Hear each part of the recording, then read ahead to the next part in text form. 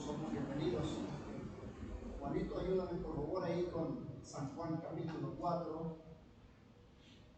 San Juan capítulo 4. Y los que no traigan su Biblia, ahí Juanito ya nos está auxiliando arriba en la pantalla.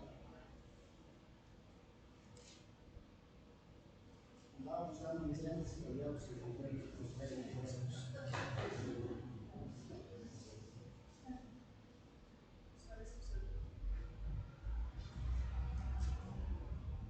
Voy a leer, ustedes sigan con su vista, amados hermanos, ahí está arriba, del verso 5 al verso 42.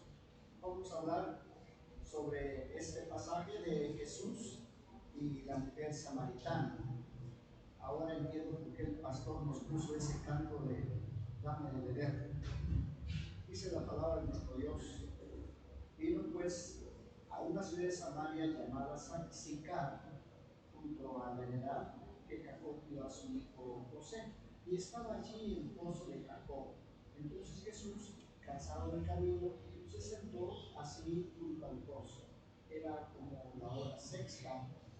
Vino una mujer de Samaria a sacar agua y Jesús le dijo, dame de beber. Pues sus discípulos habían ido a la ciudad a comprar de comer.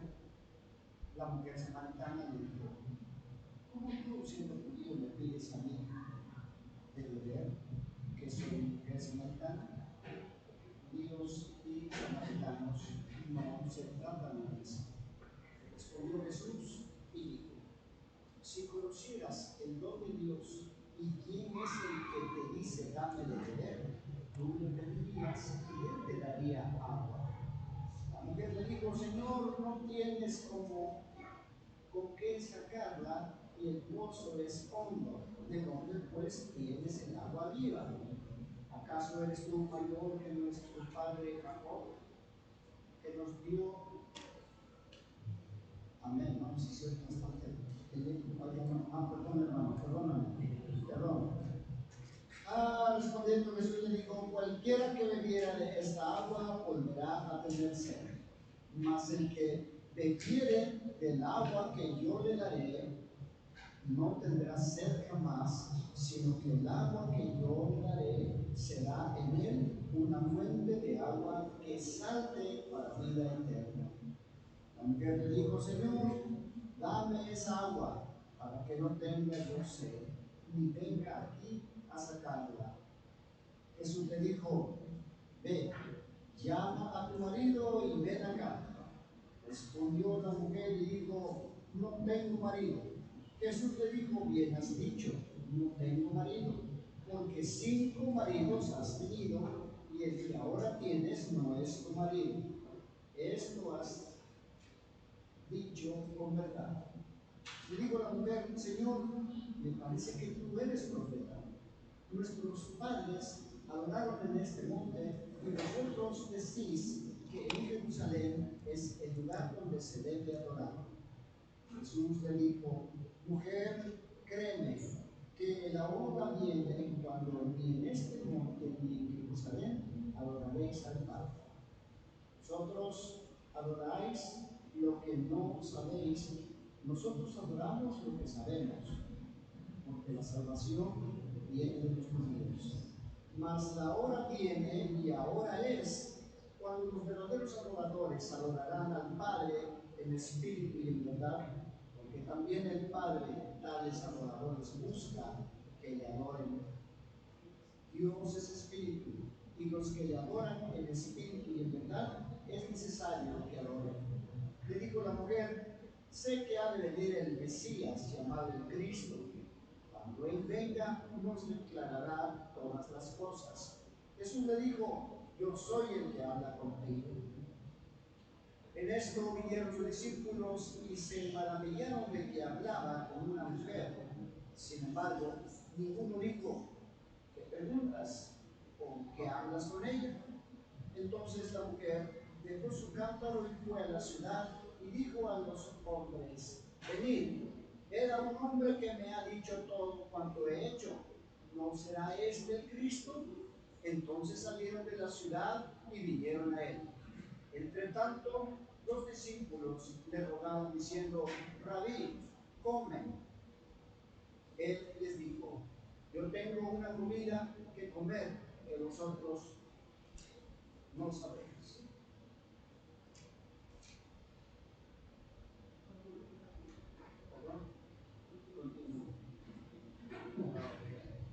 Entonces los discípulos decían unos a otros: ¿le habrá traído alguien de comer? Jesús les dijo: mi comida es que haga la voluntad del que me envió y que acabe su obra. ¿No decís vosotros: aún faltan 4 meses para que llegue la siega? He aquí, os digo, alzad vuestros ojos y mirad los campos, porque ya están blancos para la siega. Y el que siega recibe salario y recoge fruto para vida eterna, para que el que siembra goce juntamente con el que siega. Porque en esto es verdad el dicho: uno es el que siembra y otro es el que siega. Yo os he enviado a cegar lo que vosotros no labrasteis. Otros labraron y vosotros habéis entrado en sus labores. Y muchos de los samaritanos de aquella ciudad creyeron en él por la palabra de la mujer, que daba testimonio diciendo: me dijo todo lo que he hecho. Entonces vinieron los samaritanos a él y le rogaron que se quedase con ellos. Y se quedó allí 2 días. Y creyeron muchos más por la palabra de él. Y decían a la mujer: ya no creemos solamente por tu dicho, porque nosotros mismos hemos oído y sabemos que verdaderamente este es el Salvador del mundo, el Cristo. Amén. ¿Sí usted? Dios le bendiga. Gracias. Dios les bendiga. Vamos a poner nuestro corazón dispuesto para la palabra del Señor. Vamos a orar. Oremos en espíritu y verdad, nuestro Padre, fuente de toda vida. Primeramente, para que cuando tengamos serios problemas, alguien se nos acerque amablemente y converse como amigo con nosotros, como lo hizo Jesús con la samaritana. Pero también cuando nos reunamos en la celebración en torno a la mesa del Señor, su palabra sea para nosotros agua viva que calme nuestra sed. Para cuando busquemos renovar nuestras vidas durante esta cuaresma, aprendamos a vivir según el Espíritu de Jesús. Cuando nos esforzamos para orar en espíritu y en verdad, no nos olvidemos de todos los prójimos. Cuando vivamos en situaciones injustas, nos alcemos y clamemos en defensa y a favor de los débiles y los oprimidos. Y para que cuando los pobres nos rodeen, sepamos compartir generosamente con ellos. Y para que siendo una auténtica comunidad de la iglesia local, lleguemos a ser fuente de agua viva para todos los sedientos con cualquier clase de sed. Padre amoroso, todo lo bueno procede de tu mano bondadosa. Muéstranos nuevos caminos hacia ti y hacia los hermanos, y que sepamos encontrarnos fraternalmente unos a otros, como tú te encuentras con nosotros en Jesucristo nuestro Señor. Amén y amén. Pueden tomar así. Pues bien, miren, todo esto nace a raíz de que en este día, pues queremos ver de dónde procede nuestra fe. Todas las lecturas van referidas a ello. Empieza con Éxodo. En el Éxodo 17, del 3 al 7, hay una historia muy hermosa porque todos nosotros hemos pasado por etapas en nuestra vida. Le llaman el primer amor, pero yo creo que no es equivalente al primer amor humano. Quizás usted se casó con alguien que no fue su primer amor. Sin embargo, el primer amor y único amor es Jesucristo. Hay veces las personas determinan que su primer amor se ha ido enfriando. No, más bien es el único amor que existe. Sin embargo, el pueblo de Israel si vemos en esa lectura, empieza que así como el pueblo tuvo allí sed y murmuró contra Moisés y dijo: ¿por qué nos hiciste subir de Egipto para matarnos de sed a nosotros, a nuestros hijos y a nuestros ganados? Primera queja. Miren, estos símbolos en hebreo son muy maravillosos. Meribá, que fue el lugar donde ocurrió esto, es queja, reclamo. Y Masá es tentación. Y van a ver por qué. Porque murmuraron. Pero todavía dice: entonces clamó Moisés a Jehová diciendo: ¿qué haré con este pueblo? De aquí a un poco me apedrearán. Y Jehová dijo a Moisés: pasa delante del pueblo y toma contigo de los ancianos de Israel, y toma también en tu mano tu vara con que gobiernas, con que golpeaste el río, y ve. He aquí que yo estaré delante de ti, allí sobre tu peña en Horeb, y golpearás la peña, y saldrán de ella aguas, y beberá el pueblo. Moisés lo hizo en presencia de los ancianos de Israel, y llamó el nombre de aquel lugar Masá y Meribá, por la rencilla de los hijos de Israel, y porque tentaron a Jehová, diciendo: ¿está pues Jehová entre nosotros o no? Miren, quise empezar con esto porque no se entiende lo de la samaritana si no se lee profundamente el concepto del agua. Primero, ellos salieron de una esclavitud. Hubo un milagro portentoso cuando Moisés puso su vara y se abrió el mar rojo. Pues bien, en este lugar donde le puso Meribá, que es queja, reclamación, y Masá, que es tentación, es la misma tentación y es el mismo reclamo que hoy hacen miles de cristianos. Por ejemplo, hay personas que han recibido milagros de parte de Dios, pero en cualquier circunstancia adversa, ellos preguntan: ¿y dónde está Dios? ¿Por qué no nos cumple lo que le pedimos? Estas tentaciones no le agradan a Dios. Primero, porque no agradecemos lo que hemos recibido. Hoy las personas reclaman que, por ejemplo, los temblores, por ejemplo, las inundaciones, por ejemplo, que les gusta la inflación, por ejemplo, las matanzas, los accidentes. Pues todo el mundo dice: ¿y dónde está Dios? Dios nunca se ha ido. El problema es que no es responsabilidad de Él, es responsabilidad de nosotros. ¿Quieren ver? Por ejemplo, mientras sigan haciendo pruebas nucleares en el mar, mueven las capas calcáreas de la tierra. Mientras siga habiendo el abuso del saqueamiento que hay de los fósiles, del petróleo, del litio, de todos los gases, hay un reacomodo de la tierra.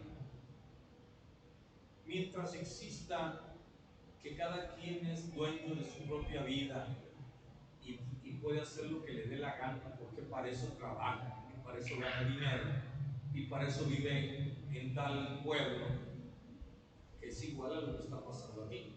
El pueblo de Israel se quejaba porque él era el pueblo de Dios. En otras palabras, ¿para qué me sacó Dios? Tengo tanta sed. Ahora viene la pregunta: ¿usted realmente ha tenido sed? Aquí hace muchísimo calor, sí. Pero ¿qué se sentirá estar en el desierto? Sin embargo, qué tontería decir si quién iba delante de ellos, del pueblo, quién iba. Ahí trae un canto que se llama El pueblo de Dios. Dice: el pueblo de Dios y junto a él alguien le acompañaba.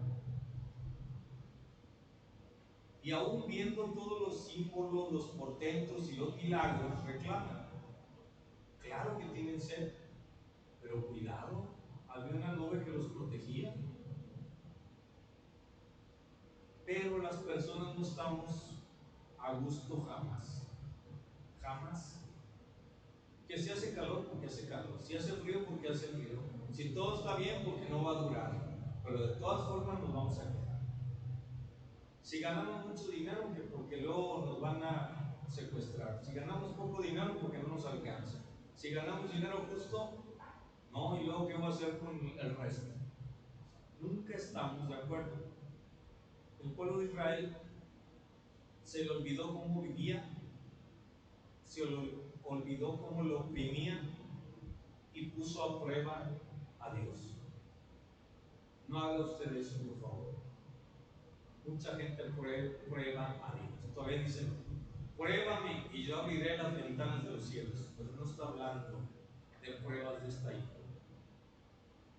Malinterpretamos la Biblia, la ponemos a nuestro concepto y queremos que Dios siempre nos cumpla caprichos, nos cumpla cosas. Y es peligroso.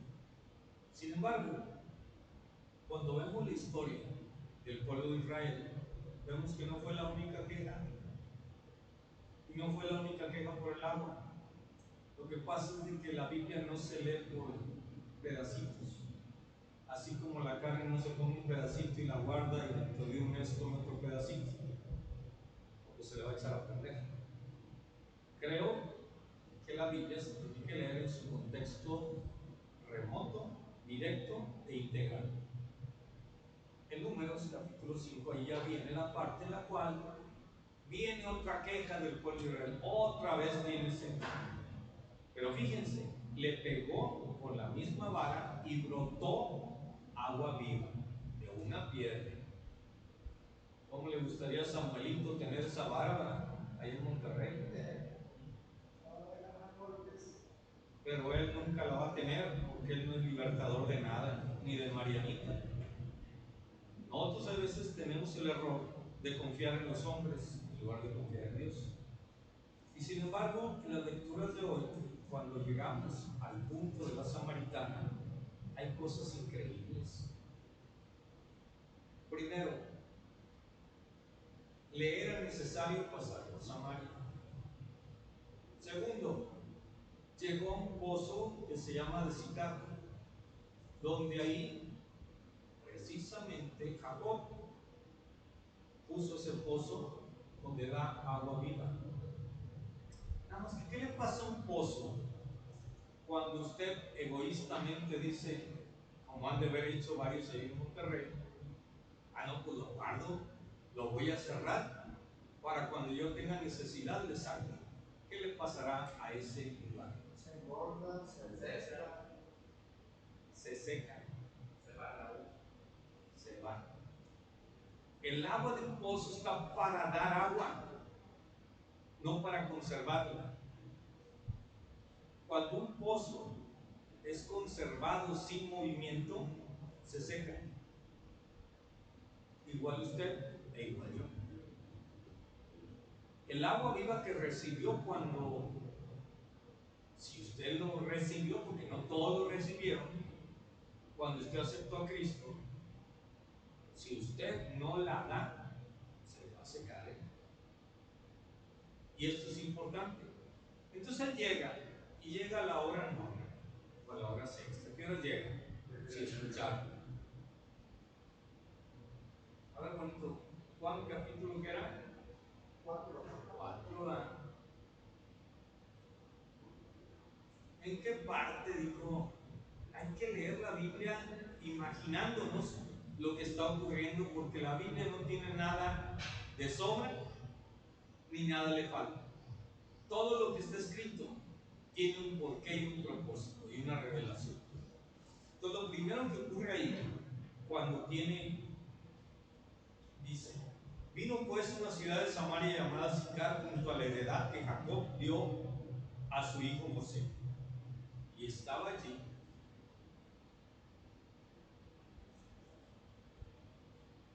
el pozo de Jacob. Entonces Jesús, cansado del camino, se sentó así junto al pozo. Era como la hora sexta. ¿A qué mujer se le ocurre ir a traer agua? No estoy diciendo de aquel tiempo, sino de este tiempo, a las 2 de la tarde. Eso era el mediodía, pero a las 2 de la tarde, de acá a las 3 ya hace mucho calor. Está difícil, ¿verdad? Hay que ir muy temprano o muy noche. Entonces todas las mujeres salían tempranísimo con el cántaro. Y resulta que vino una mujer de Samaria a sacar agua. Y Jesús le dijo: dame de beber. Paso número 1. Esa persona, ¿por qué llegó a esa hora? Se le hizo tarde, se quedó dormida, tenía trabajo, porque no encontraría a nadie. O sea que ella traía un problema, ¿verdad? Y un problema grave. Nadie la quería, era como el gusanito, nadie la quería. Y sin embargo, Jesús viene al encuentro de ella, no ella al encuentro de Jesús. Dios sabe la hora en la que usted necesita realmente un cambio. Y Él conoce lo que le está pasando a usted. Primero, cansado del camino. Y no es Jesús era el Romero que dice: mi armadura es desgastada. ¿Para qué se pone la armadura suya? Si la armadura está en Efesios, ¿no? La armadura es de Dios y esa no se desgasta. Empezando por ahí, los errores tan graves que hay veces nosotros hacemos propios por querer hacer las cosas a nuestra manera.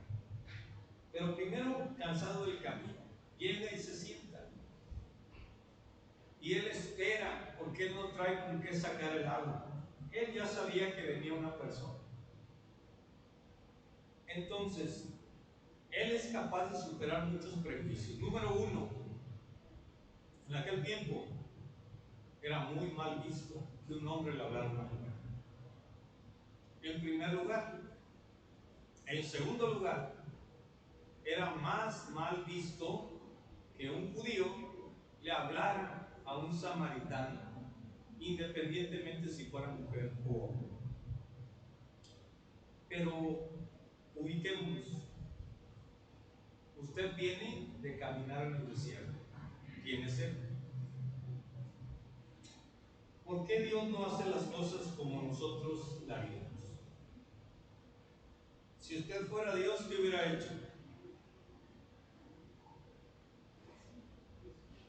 No hay Oxxo, no hay farmacia Guadalajara.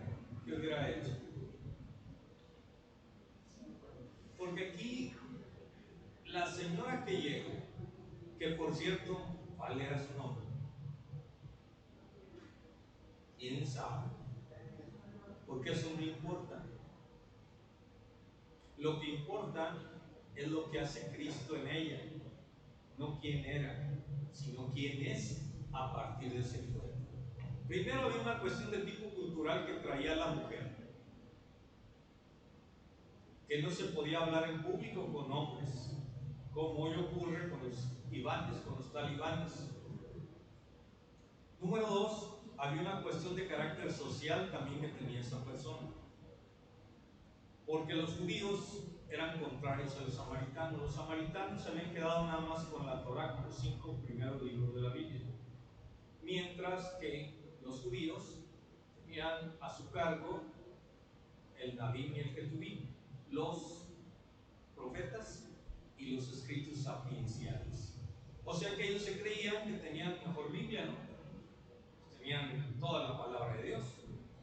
Mientras los samaritanos se quedaron nada más con los primeros 5 libros, porque recuérdense que había lugares donde existió el templo de Jerusalén y también en Samaria hubo. Y había también otro problema mayor, que significaba el monte Garizim, que se pronuncia Gerizim. ¿Por qué? Porque ellos pensaban que adorar en ese lugar era lo que había pedido Dios, mientras que los judíos adoraban en Jerusalén. Entonces estamos viendo que había problemas culturales, sociales, religiosos y políticos. Válgame, creo que la señora esa traía muchos problemas al enfrentarse a un encuentro con Dios. ¿Qué problema tiene usted para enfrentarse a Dios hoy? Porque llega Jesús y le dice, dame de beber. ¿Y qué le contesta a esta persona? Veamos qué le contesta. Dice, pues sus discípulos habían ido a la ciudad a comprar de comer. O sea, sus discípulos habían ido, allá iban a tomar agua, iban a hacer todo, ¿eh? Y él se quedó solo. Usted, si quiere tener un encuentro con Dios, va a ser a solas. A veces queremos que Dios nos encuentre entre la multitud. Aun cuando nos encuentre entre la multitud, nos va a decir, como le dijo Zaqueo, baja, que hoy comeré en tu casa. Es algo personal, no es algo comunitario. El encuentro con Dios es personalizado. Los ejercicios espirituales que se hacen en la cuaresma, y me va a criticar mucha gente porque desconocen su ignorancia, que los ejercicios espirituales son para tener encuentros con Dios. No es para sentirme más espiritual yo, sino para encontrarme con el Espíritu de Dios, que es diferente. Y todavía dice,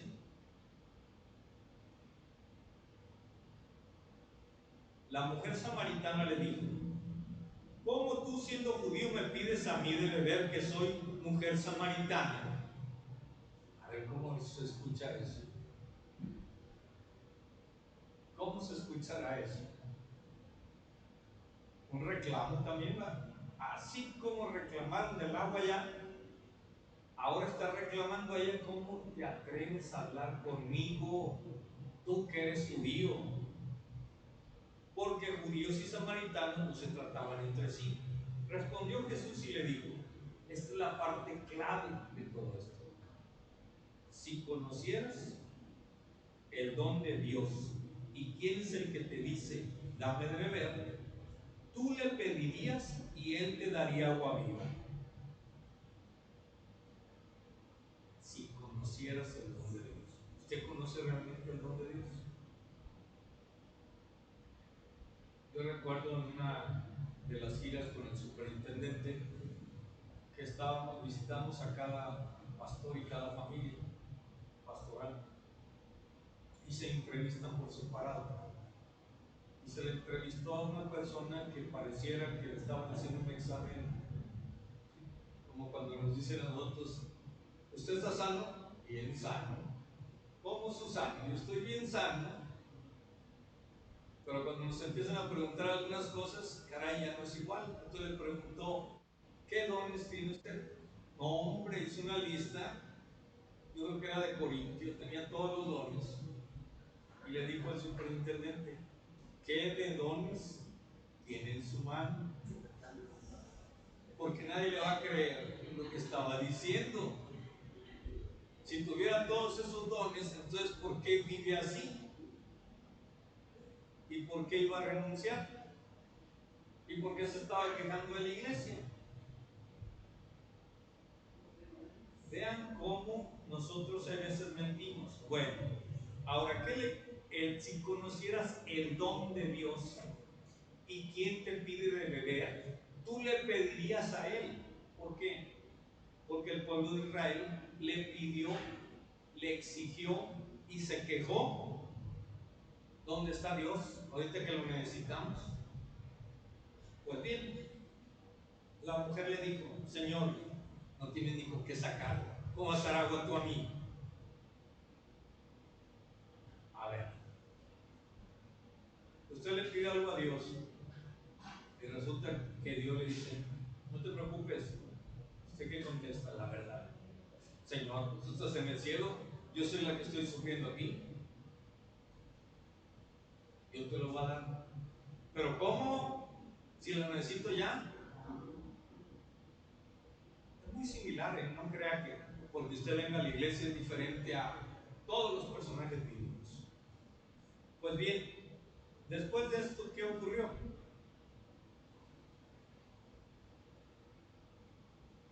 ¿De dónde pues tienes el agua viva? O sea, ¿cómo hacer tú un pozo que da agua viva si este pozo nos lo puso Jacob desde cuántos años antes? Más de 1000 años. Por lo tanto, cuando estaba Moisés fueron 1000 años, cuando estaba Isaías fueron 700 años, cuando estaba Jacob fueron más de 1000 años. Y sigue produciendo. ¿Pero qué significa eso? ¿Hay alguien mayor que Jacob? Porque vean cómo empieza todo.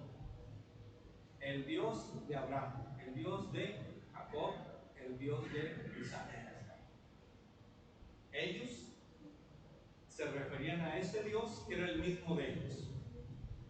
Pero ¿qué viene a decir Jesús? Yo soy mayor que ellos y yo soy el Dios de ellos. Por lo tanto, es bien difícil comprender la Biblia nada más por tratar de leerla. Hay que adentrarse para ver todos los conceptos que están unidos. Pero sobre todo lo interesante, ¿acaso eres tú mayor que nuestro padre Jacob, que nos dio este pozo del cual bebieron él, sus hijos y sus ganados? Esa es la respuesta de ella. O sea que era mexicana, yo creo que fruta vendía porque contestaba bien duro, ¿verdad? Ya ve que los mexicanos son buenos para contestar. Pues bien, respondió Jesús y le dijo: cualquiera que bebiere de esta agua volverá a tener sed, mas el que bebiere del agua que yo te daré no tendrá sed jamás, sino que el agua que yo te daré será en él una fuente de agua que salte para vida eterna. Ahí la señora esta no era tonta, por eso dije que era mexicana, sabía contestar, pero conocía la Biblia. Porque ¿qué le contesta inmediatamente? Señor, dame de esa agua para que no tenga ya sed, ni venga aquí a sacarla. O sea, las mujeres mexicanas son prácticas. Si pueden hacer que ocurra eso. Ahora, ¿entendió lo de la vida eterna? Pues parece que no, ¿verdad? Ella nada más dijo, pues dame de esa para ya no tener que venir aquí. ¿Por qué? Porque no se podía juntar con nadie. ¿Por qué? Porque se sentía avergonzada. ¿Por qué? Porque tenían que ir al mediodía cuando hacía más sol y sola que la vieran todo el mundo y la criticaran. Jesús le dijo: ve, llama a tu marido y ven acá. Respondió la mujer y dijo: no tengo marido. Jesús le dijo: bien has dicho, no tengo marido, porque 5 maridos has tenido y el que ahora tienes no es tu marido. Esto has dicho con verdad. Ahí viene un cambio ya directo. Ante Dios no podemos mentir. Por eso yo considero que si tuviéramos la oportunidad de tener un encuentro con Dios, lo más probable es que todos nosotros nos levantáramos y le pidiéramos perdón por todo lo que hemos hecho. No creo que, bueno, sí existirá gente que quizás vaya a querer lucir y decir: Señor, cuántas cosas me he hecho por ti. Pero Jesús no pierde el tiempo con las personas. Las personas faltas no sirven para nada. Le dijo la mujer: Señor, me parece que tú eres profeta. Me parece. Cuando le descubrió toda su vida. Así le decimos: me parece que Dios quiere esto. ¿Cómo que te parece? Si te está hablando directo, te está diciendo cómo eres, qué necesitas y qué debes cambiar. Me parece que a lo mejor Dios me habló. No te parece, te habló. Nuestros padres adoraron en este monte. Fíjense, las mexicanas son contestonas, son listas y saben desviar la palabra. Yo creo que era mexicana. ¿Qué dijo ella? Dice: pues ya me descubrió, parece que eres profeta, ya no quiero que me digas más. Entonces, ¿qué le dice? Le salió lo teólogo. Siempre que estoy hablando con alguien me preguntan cosas de teología cuando estamos hablando de cosas de la vida personal. Pero es natural, vean. Dice, nuestros padres adoraron en este monte, y ustedes dicen que Jerusalén es el lugar donde se debe de adorar. O sea, ahora contéstame, ¿qué debo de hacer? ¿A quién le hago caso? Tú eres judío, vienes a este lugar, me estás diciendo que tú das vida eterna. ¿Qué debo de hacer? ¿Obedezco o voy donde tú me digas?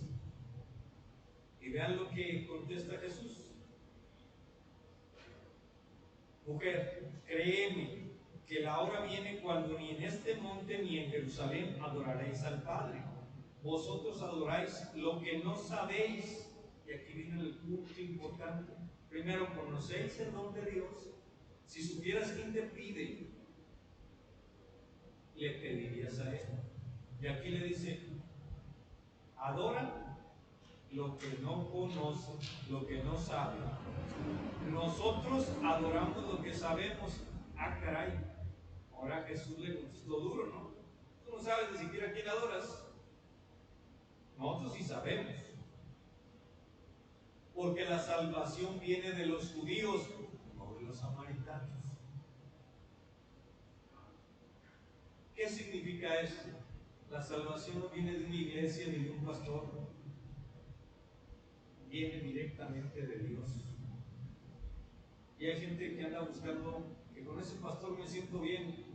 Pues siéntese mejor, si quiere le trae una silla, porque el problema no es sentarse o sentirse, sino usted conoce a quién adora. Si no lo conoce, le sugiero que vaya conociendo, porque está perdiendo muchas bendiciones. Mas la hora viene, y ahora es cuando los verdaderos adoradores adorarán al Padre en espíritu y en verdad, porque también el Padre, tales adoradores, buscan que le adoren. Y aquí viene un golpe durísimo para todas aquellas personas que se creen como pavoreales porque dicen que son salmistas, adoradores y demás. Ahora resulta que Dios no acepta cualquier adoración. Él busca a quien le adore. Nosotros ni siquiera le conocemos. Dice, Dios es espíritu, y los que le adoran en espíritu y en verdad no es necesario que adoren. ¿Qué será en espíritu y verdad? ¿Qué es el espíritu? No vayan a contestar en teología que no es suyo. Es algo que no se ve, algo que no se siente, porque les diría están equivocados. El espíritu se siente y el espíritu se ve. Pero el espíritu transforma. Y la verdad nos hace libres. Entonces el espíritu nos guía, nos transforma, nos da gozo. El fruto, no los frutos, el fruto del espíritu de Gálatas 5:22. Nada más debo decir los primeros que tres: amor, paz y gozo. Luego viene la fe, luego vienen todos los demás. Pero todo eso en conjunto es el fruto del espíritu. Si usted y yo viviéramos realmente en el espíritu, ¿cómo viviríamos? Como viven ahorita, no me contesten, porque eso ya es una cuestión personal. Pero en la verdad, ¿vivimos en la verdad o queremos aparentar la verdad? Porque si vivimos en la verdad, nadie nos puede acusar. Si una persona dice, pues yo vivo bien porque no tengo nada, ¿qué es lo primero que dice la gente del mundo? ¿Está loco? ¿Por qué?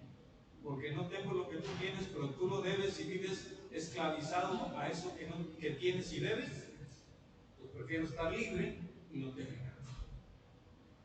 Cuando llega al Evangelio, me criticaban mucho, y con mi antecedente de franciscano, decían, Dios no fue pobre, tanto se hizo pobre, porque así dice la Biblia.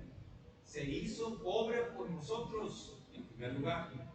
En segundo lugar, la forma que yo aprendí de la pobreza no es la pobreza que vive la gente. Porque pobre es el que, teniendo las bendiciones de Dios, vive deseando lo que no tiene. Y rico es que aunque tenga poco, con eso tiene lo suficiente para vivir. Entonces es bien diferente mi concepto de pobreza y de riqueza al concepto de pobreza y riqueza que está en las iglesias evangélicas. Porque las iglesias evangélicas en general piensan que teniendo más se tiene más bendición. ¿A qué se parecerá? Pues al pueblo de Israel, que decía que teniendo más hijos, más ganado, más riqueza, más tierras, más animales, y era bendecido por Dios. ¿Usted cree que si Dios le diera todo lo que usted quiere, cómo viviría usted? Bien a gusto. Bien a gusto. Estuviera primero temiendo que se lo quitaran. Hay gente que incluso con lo poco que tiene, ay Dios, y vaya que esto sí es mexicano, ¿eh? Aquí vinieron los muchachos y dejaron un Tupperware y yo lo lavé porque tenía todavía restos de comida y lo tengo allá arriba porque no ha regresado la muchacha. Claro, no está casada, pero las mamás sí lo saben, ¿verdad? Como me acuerdo, la hermana Juanita me decía, le di esto en tal topper, todas las mamás. Y dije topper, pero puede ser hasta de yogur Lala. Todo se conserva y todo lo tienen. Bueno, es más, quítele el sartén más viejo que tenga y le van a dar esos sartenazos. No va a querer uno diferente. Ese es el que quiere. Pues bien, si usted tuviera todo lo que deseara, ¿sabe una cosa?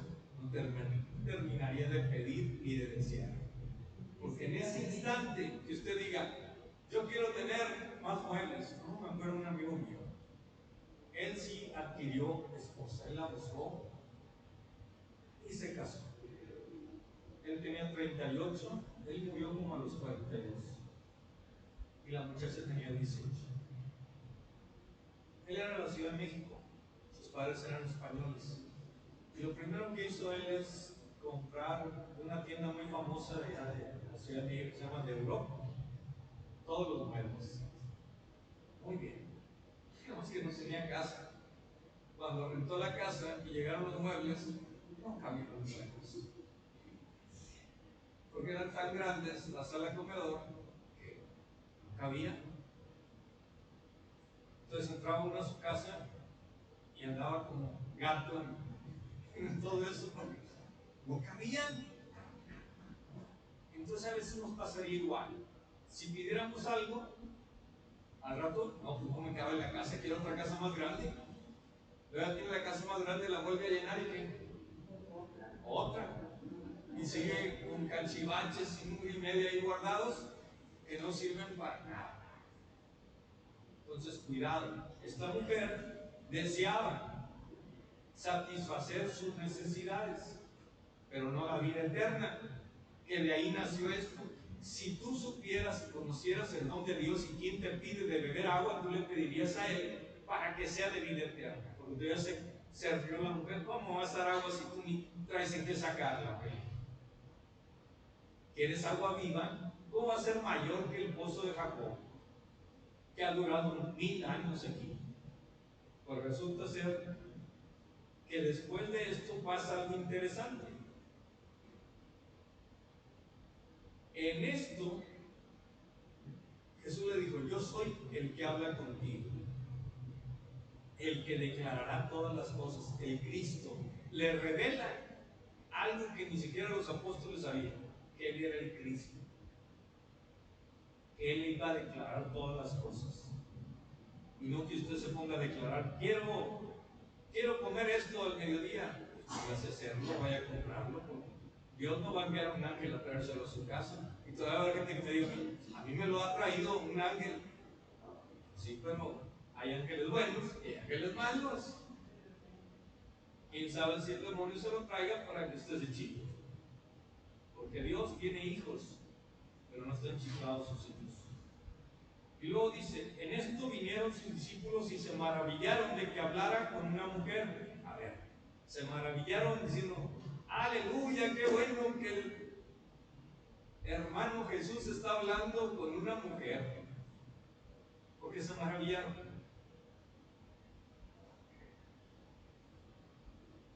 Lo mismo se maravilló María y las hermanas y hermanos de Jesús cuando Jesús dijo: el que coma y beba de mi sangre, ¿y qué? Está loco, vamos por él, vamos a salvarlo. Fíjense, el Salvador del mundo lo iban a salvar los pecadores. Es como si viniera el endeudado a salvarlo a usted de una deuda, porque está difícil, ¿verdad? Sin embargo, así somos con Dios. Y entonces vinieron a él. Dice, fíjense lo que le dijeron.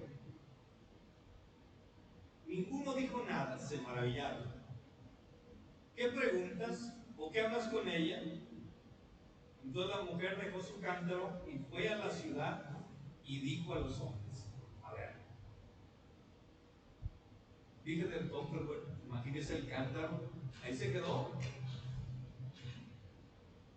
Y también había ladrones en aquel tiempo. ¿No? ¿Y qué le iba a decir el que no era su marido? ¿Quieres que te compre otro cántaro? Sabía todo lo que ocurrió, que ella dejó todo y fue a avisarle a los demás quién era el que había hablado con ella.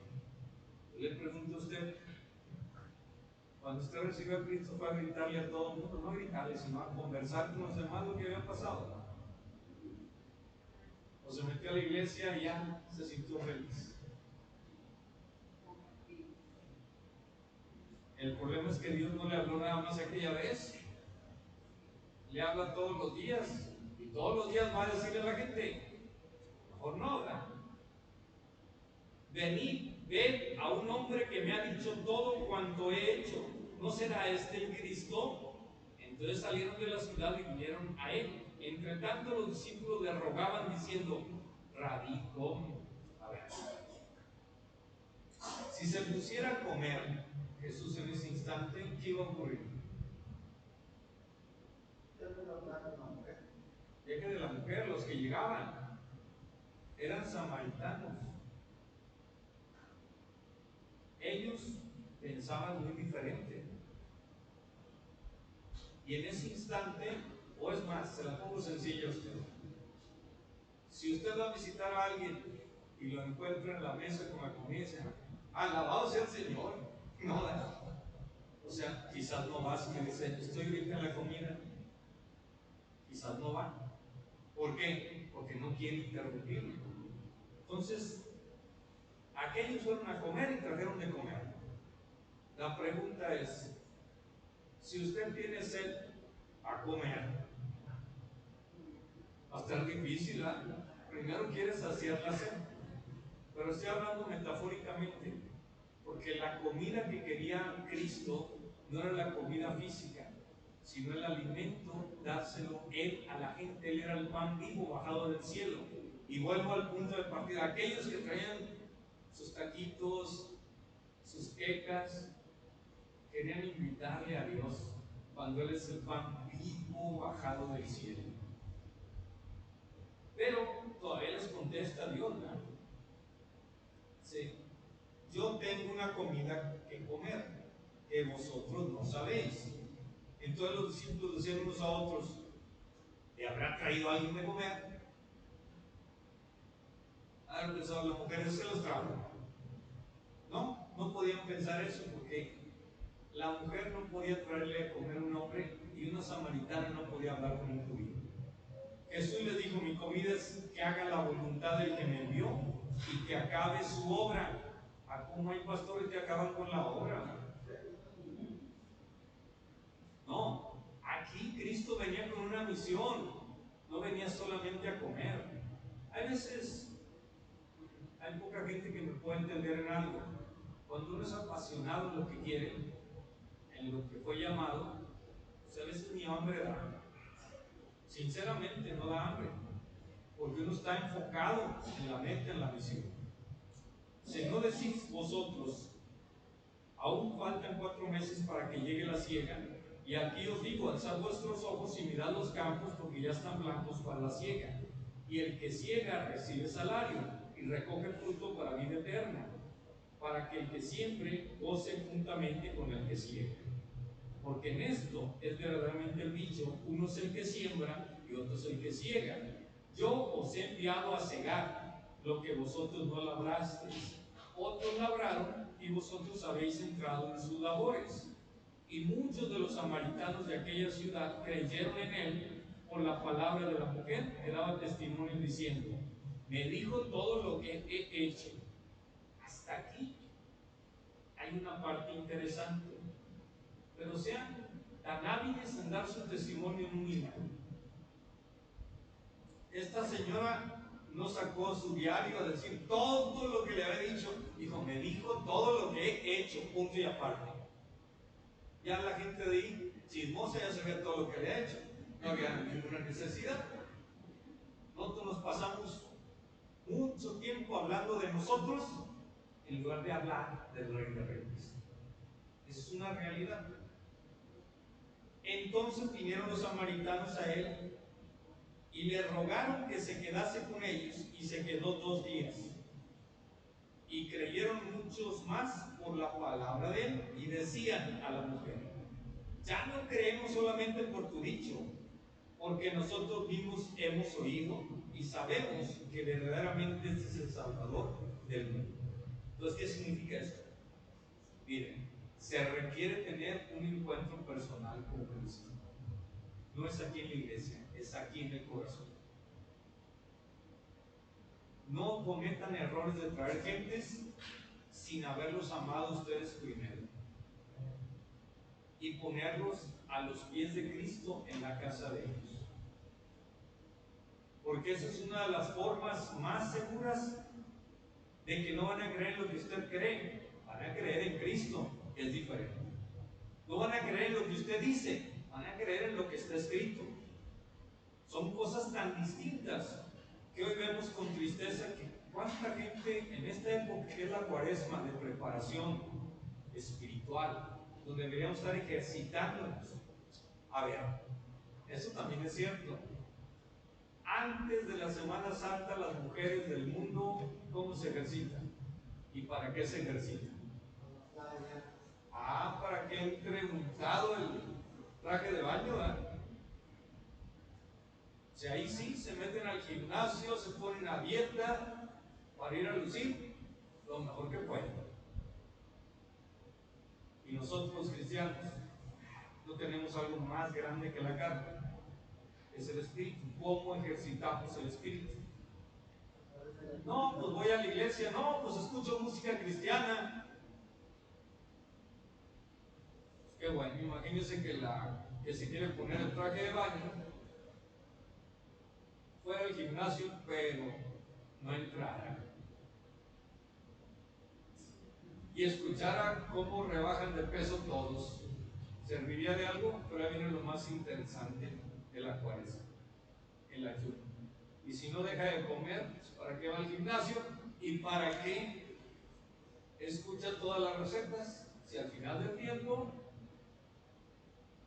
como el diabético. Conocí una persona, me acordé ahora que hablamos de cacahuate, la crema de cacahuate. Íbamos a las tiendas y él compraba chocolates, todo. Ya estaba jubilado del petróleo, de un puesto alto. Llegaba a su casa y todo lo escondía. Y la señora era la que acomodaba la ropa, pues ahí encontraba los chocolates, ahí encontraba todos los pomos. Pero él era listo, porque él engañaba a todo el mundo, menos a su cuerpo, ¿eh? Porque siendo diabético, pues tarde que temprano le pasa la factura. Ese es nuestro problema. Entonces, ya para ir concluyendo, vamos a ver algunas cosas. De todo lo que hemos platicado,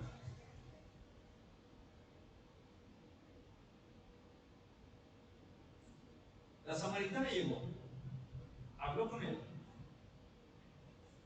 y dejó su cántaro. Dejó atrás toda su seguridad, ¿verdad? Porque si pasaba enfrente de alguien y la veía con el cántaro, al menos decía, fue por el agua. Pero acá, ¿a qué se atrevió ella? A llevar el mensaje. A olvidarse de ella, de lo que decían de ella, y a decirle a alguien, este es el Cristo. Él descubrió todo lo que yo he hecho. O sea, ¿qué significa eso? Él no me acusó. Ahora yo le pregunto a usted, ¿qué ha dejado atrás para seguir a Cristo? ¿O qué sientes que debes dejar atrás para ir a seguir a Cristo? Es el primer punto. Porque si vienen aquí no vamos a escuchar, no, pues mejor pongan la tele. Ahí nadie les va a confrontar a nada. Van a escuchar puras cosas positivas, pero que no sirven para nada.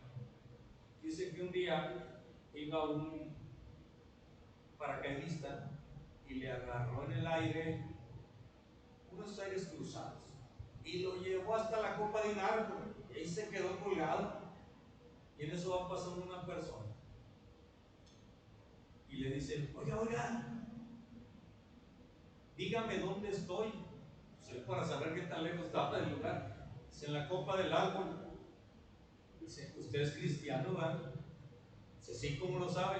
Siempre dice la verdad, pero no sirve para nada. Hay veces necesitamos entender qué debemos dejar atrás para ir a decir la verdad, a pesar de nosotros. Porque ¿qué es lo que pasa? La mayoría dicen, cuando yo sea santo, voy a ir. No, pues nunca va a ser santo usted. Cuando yo deje atrás todo, pues no lo quiere dejar atrás. Cuando pase tal cosa, no, pues ya. Aquel que quiere hacerlo, lo hace independientemente de quién sea él. Número 2. Jesús dice que su alimento es hacer la voluntad del Padre y llevar a cabo su obra. Ahora yo les voy a preguntar a ustedes, ¿con qué alimentas tu vida, tu fe y haces la obra? ¿Qué lecturas, qué ritos, qué hábitos, qué costumbres, qué relaciones tienes para alimentar tu vida? ¿Qué espacio de oración dejas para que el Señor te dé de beber y te alimente a ti, no que tú hables? Y número 3, ¿crees que Jesús es el Salvador del mundo, pero también tu Salvador personal? ¿Cómo confesaron los samaritanos? ¿Sientes la urgencia amorosa de anunciarlo así a los demás? ¿O dices, no, es que no me van a hacer caso? No, hombre, es que ya Dios enviará a otro. No, pues mira, ya se le ha hablado mucho. Bueno, a lo mejor tú no. Tú ni siquiera le has hablado. No, pero yo veo que llega mucha gente. Hay una cosa que me gustaba mucho de Juanita. No oía, pero sí oía bien. Y ella le hablaba a todo el mundo. Y le decía, hey, ¿por qué no has ido a la iglesia? ¿Cuánto le extraño, la verdad? En todos los sentidos. Porque fue una amistad en la cual ella que me decía, yo no puedo hacer lo de antes, pero lo que hacía, le decía, no, ojalá hiciera los demás lo que usted hace, porque era capaz de juntar la gente ahí en la casa y les hablaba, ¿cómo te ha ido? ¿Por qué no has ido? Sé que te está pasando esto. ¿Nosotros de qué hablamos? De todo, menos de lo importante, porque no me gusta meterme en lo que no me importa. Caray, si no te importa la vida espiritual de tu familia, no sé qué te importa, la verdad. Ahora, ¿a qué nos podemos comprometer? Lo que voy a leer, porque así lo escribo, es importante por algo. Número 1, acércate a Jesús. ¿A qué te comprometes? Acércate a Jesús. No se te pide mucho. ¿Por qué? Porque Él es el manantial de agua viva. ¿Y para qué te le vas a acercar? Exponle tu vida. Exponle tus fracasos. Exponle tus problemas. Pero también exponle aquello que tú no quieres dejar. Para que Él te ayude a dejarlo. Número 2,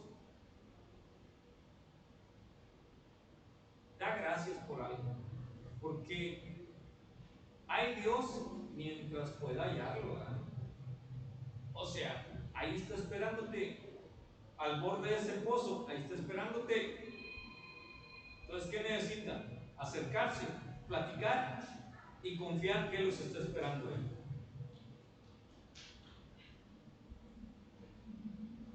Pero también viene la otra parte. Ok, ya solucionaste tu problema. ¿A qué pozo nos vamos a acercar ahora? Acerquémonos al pozo de la desolación, al pozo de que de la frustración. ¿De quién estoy hablando? De nuestros familiares y amigos. ¿Cómo viven ellos? Tan secos, tan tristes, tan enojados. Pues vayamos y digámosle algo. Ahora bien, ¿tienes prejuicios sobre las personas? ¿Sabes mirar a cada hombre y mujer como tus hermanos realmente? ¿O quizás son tus primos? ¿Todavía no llegan a ser hermanos? ¿Tienes realmente sed de Dios? Si alguna vez te has apartado de Dios, ¿te has sentido mal realmente? Ahora, ¿sientes la necesidad de aquello que has recibido de Dios? Lo tenga alguien aunque le vaya mejor que a ti. ¿Qué es el otro problema? Si quieren acercarse a Dios, Dios les va a pedir que vayan con otra persona y que esa persona sea mejor que ustedes. Porque la envidia también es pecado. Y a veces decimos, ¿pero por qué? Mira, tú no preguntes. Tú satisface tus necesidades con Dios y deja que Dios sea Dios. Vamos a ponernos de pie para orar, por favor. Hermanos, en esta celebración Dios ha saciado de nuevo nuestra sed, dándonos a su Hijo Jesús, que es el agua viva, que nos lleva a vida eterna. Ahora nos debemos sentir fuertes de nuevo para caminar por la difícil ruta de nuestro desierto, que es el camino de renovación y conversión a Dios y a los hermanos. Que nuestra sed nunca quede saciada, a menos que nos hagamos los unos para los otros bebida de agua fresca. Señor, Dios de vida, cuando la mujer samaritana comprendió quién era Jesús, creyó en Él y su vida se transformó, tú, tu Hijo, nos ha hablado hoy aquí y ha reavivado nuestra fortaleza. Danos a nosotros también la gracia de comprender quién nos está hablando en los hermanos que claman pidiendo ayuda. Que reconozcamos a tu Hijo en ellos y caminemos a su lado en el camino juntos hacia ti. Padre nuestro, que el Señor nos dé la fortaleza y para ello que la bendición siempre esté de nuestro lado. Te lo pedimos y te lo rogamos en el único y poderoso nombre de tu Salvador Jesucristo. Amén. Pueden tomar asiento, vamos a pasar a la